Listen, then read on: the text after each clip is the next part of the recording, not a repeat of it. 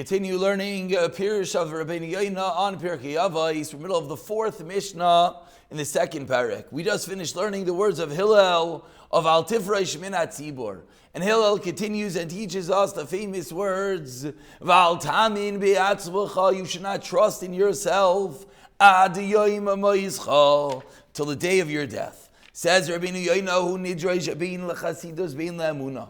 We can explain this line of not trusting in oneself any moment of one's life, whether it refers to piety or faith. Shaf alpi, that even though even though you have the appropriate ruach, you have an upright spirit. Don't think in your eyes that you are a tzaddik. And don't say, I haven't sinned in so many days. I have decreed, I have taken control over my yitzer, and I've won. I've won the battle against the Yetzer Hara. I've squashed him, and I'm victorious. He can't trick me anymore. From the appropriate path. One should never declare victory in the lifelong battle and pursuit against the Yetzer Hara. The Yetzer Hara is your enemy your entire life. He's going to find you at times working. Not learning. The Yetzer Hara sits there and he waits and he looks. Wait, there's a moment he's not learning. There's a second that he's not thinking about God. He starts dancing in front of you. And he speaks to your heart to trick you, to sway a little bit, to go down a place that good people don't go. They don't sit there. And perhaps, and who perhaps, says the Yetzer Hara, I'll dance, I'll trick, I'll sway, and maybe I'll get him to succumb a little bit. Therefore, pay a lot of attention, be very careful, and never remove your fear from it. And do according to your wisdom. If you're smart, place your eyes and your heart constantly. You should constantly be thinking of those words of themselves. Yisharim. What is the derech yishar I need to go on at this moment? Until the Yetzer Hara will not be able to come to you. That's with regard to Chasidus. That regardless how great one has come, how long one has maintained purity, still the Yetzer Hara is waiting for that moment to jump in, to dance, to prance. And therefore, how careful one has to be. But continues Rabbeinu Yoina, Gamlini Ne'emuna. Similarly, with regard to faith, in Ne'emar Adavar Hazeh, Leval Talmin Min Aminim. Do not learn from minim, from those who don't believe in Hashem. And even if he says something true, because any interaction with a min, any interaction with a heretic, any interaction with someone not from our faith is negative. Perhaps he will tempt you to say, and to his words you will sway, and you might come to believe something which is not true.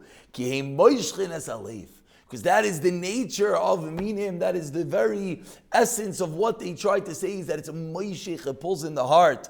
Never believe in yourself until the day you die, saying, Ashimam, I'll listen to them. As a toiva kabel. Everyone has some goodness. I'll listen to what the preacher is preaching. I'll take the good.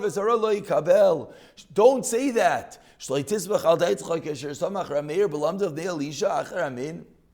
Because, as we see, as Rav Meir did not learn from Elisha after he became a min. Elisha ben Avuya,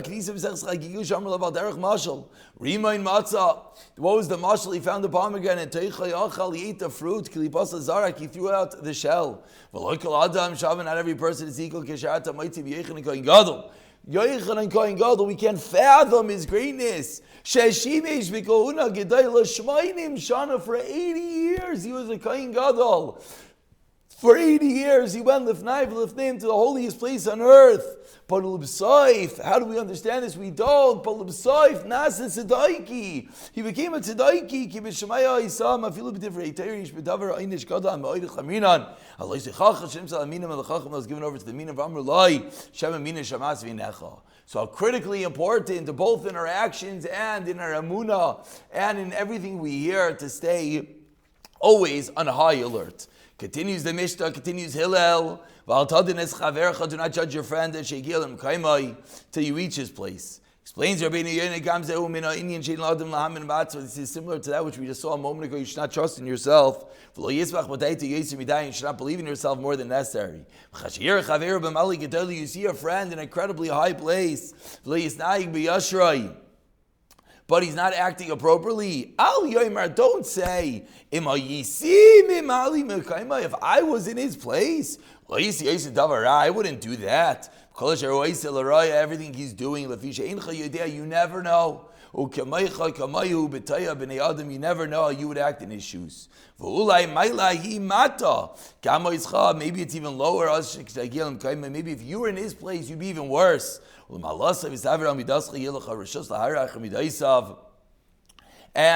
you have no right to question that which he is doing. And don't say, continues the Mishnah, don't say something that should not be heard, because eventually it's going to be heard. A person needs the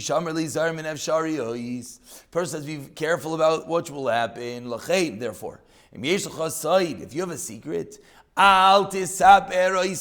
not talk about it. Your best friend. Don't say, of course, we're the best. We're the closest. He's for sure not going to tell anyone else. Eventually everything is heard.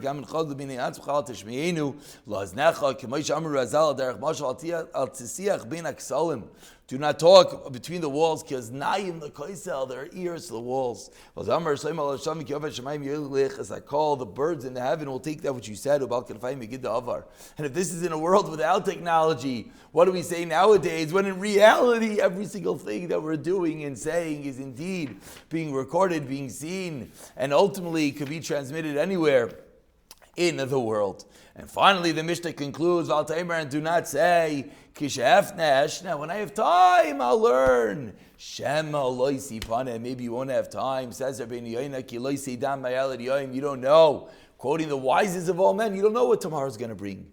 Maybe tomorrow you could, and every dune day brings new issues. You're going to be caught up in the foolishness. There's no end to that which is created, that which takes up your time each and every day. And one can leave the world without Torah. Right away, you have that inspiration. You hear the words, take it on, make Torah primary in your life. In your work, secondary.